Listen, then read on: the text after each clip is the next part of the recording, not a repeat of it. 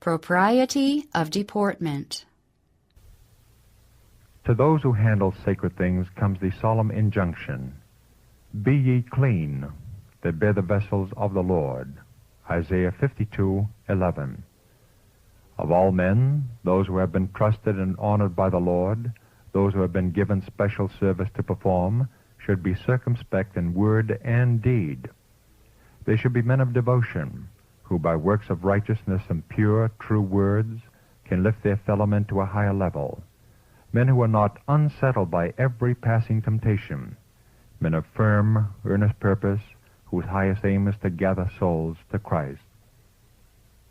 Satan's special temptations are directed against the ministry. He knows that ministers are but human, possessing no grace or holiness of their own, that the treasures of the gospel have been placed in earthen vessels, which divine power alone can make vessels unto honor.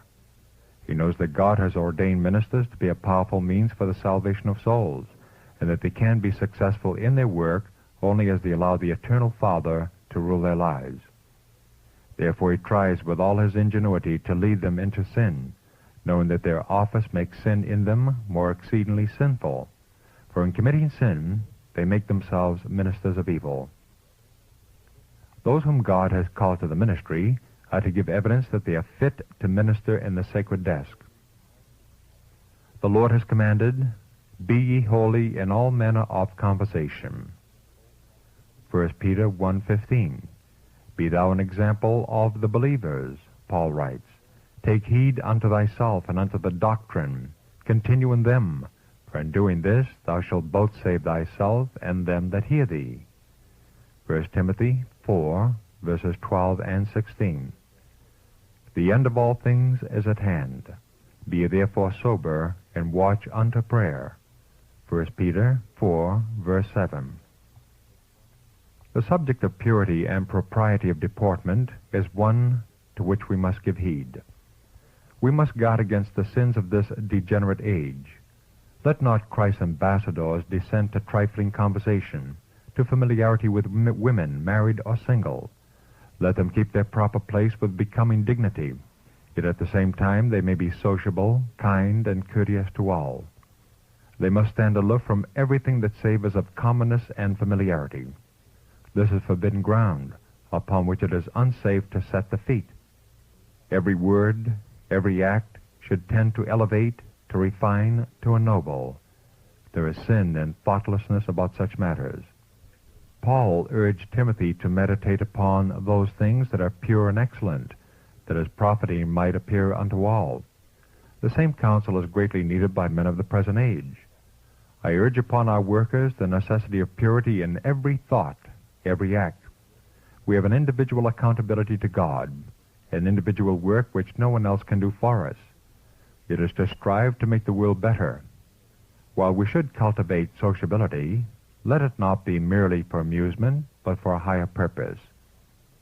Is there not enough taking place around us to show the need for this caution? Everywhere are seen wrecks of humanity, broken down family altars, ruined homes. There's a strange abandonment of principle. The standard of morality is lowered, and the earth is fast becoming a Sodom. The practices which brought the judgment of God upon the antediluvian world, and which caused Sodom to be destroyed by fire, are fast increasing. We are nearing the end, when the earth is to be purified by fire.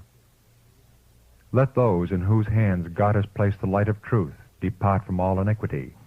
Let them walk in the paths of rectitude, mastering every passion and habit that would in any way mar the work of God, or leave a spot upon its sacredness.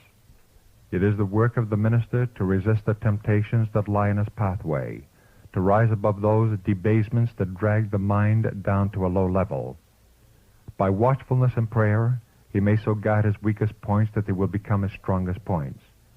Through the grace of Christ, men may acquire moral stamina, strength of will, and stability of purpose. There is power in this grace to enable them to arise above the alluring, infatuating temptations of Satan, and to become loyal, devoted Christians.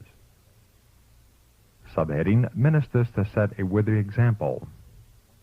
Ministers should set the youth a worthy example, one corresponding to their holy calling.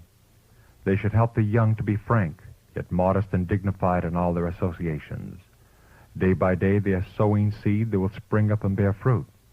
They are to put away all coarseness, all trifling, ever remembering that they are educators, that whether they will or not, their words and acts are to those with whom they come in contact a savor of life or of death.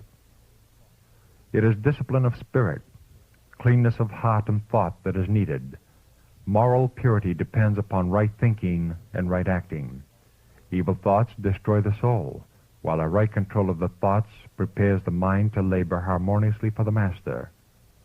Every thought should be brought into captivity to the obedience of Christ. The teachers of truth must be wise men, very careful of their words and actions. They must be men who will give meat in due season to the flock of God, men who will not give the least sanction to low standards of living, men who have that faith which works by love and purifies the soul from all carnal thoughts and desires. Workers of this character will not grovel in earthliness. They will not be in bondage to human beings or to Satan's temptations. They will quit themselves like men and be strong. They will turn their faces to the Son of Righteousness, rising above all base things into an atmosphere free from spiritual and moral defilement. He who lives the principles of Bible religion will not be found weak in moral power. Under the ennobling influence of the Holy Spirit, the taste and inclinations become pure and holy. Nothing takes so strong a hold upon the affections. Nothing reaches so fully down to the deepest motives of action. Nothing exerts so potent an influence upon the life and gives so great firmness and stability to the character as the religion of Christ. It leads its possessor ever upward, inspiring him with noble purposes, teaching him propriety of deportment, and imparting a becoming dignity to every action. By what means shall the young man repress his evil propensities and develop that which is noble and good in his character? Let him heed the words, "Whether therefore ye eat, or drink, or whatsoever ye do, do all to the glory of God." 1 Corinthians 10:31. Here is a principle that is to underlie every motive, thought, and act. Unholy passions must be crucified. They will clamor for indulgence, but God has implanted in the heart high and holy purposes and desires, and these not be debased. It is only when we refuse to submit to the control of reason and conscience that we're dragged down. Paul declared, "I can do all things through Christ." Philippians 4:13. If you draw close to Jesus and seek to adorn your profession by a well-ordered life and godly conversation, your feet will be kept from straying into forbidden paths.